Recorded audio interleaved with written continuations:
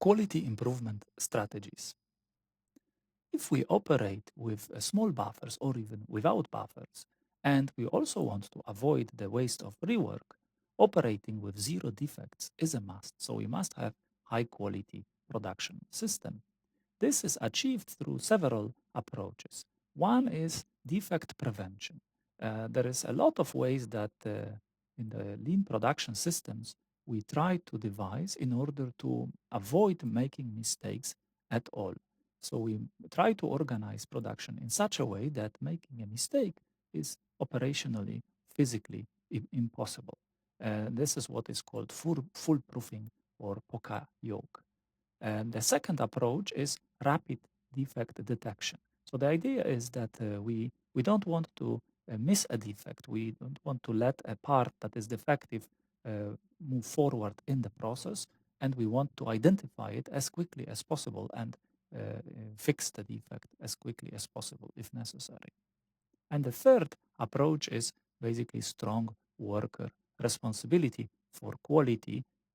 So, in other words, we need workers to feel responsible and always strive for producing products with the highest possible quality.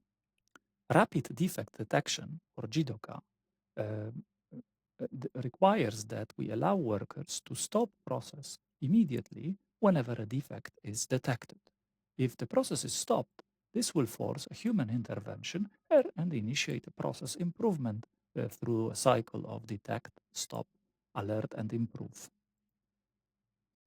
Rapid defect detection also relies on zero inventory principle because a large amount of inventory, especially work in progress inventory, can delay detection of defects. Here we see the example of the so-called information turnaround time, or ITAT, which is the time between creating a defect and detecting it. In this example, you see the inventory in the top process is 6 units, the inventory that is between some upstream resource and downstream resource. And imagine now that the upstream resource starts producing defective units starting from unit 7 and doesn't realize this, right? Maybe there is a faulty machine or some human error, and the units become all defective.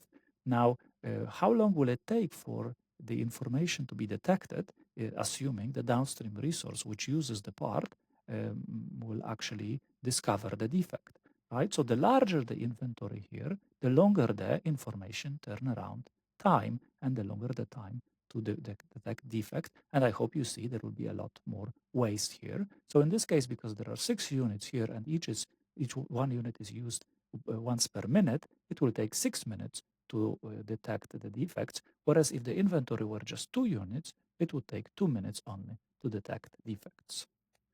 In lean operations, inventory is perceived as something that hides all kinds of problems in our processes, production or service processes.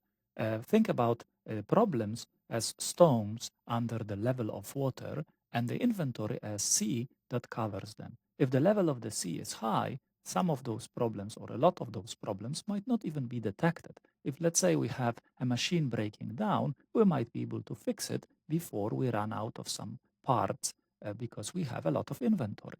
So the idea here is that in lean operations, we try to reduce the level of inventory. And by doing so, we expose some of the problems. Of course, then our production system may experience problems. We might have some shortages. We might have some idle times for some steps. But eventually, because the problems are exposed, we might work to eliminate those problems, to fix the sources, the root causes of problems, and then eventually the process might become much more efficient and might be able to operate also with much less inventory.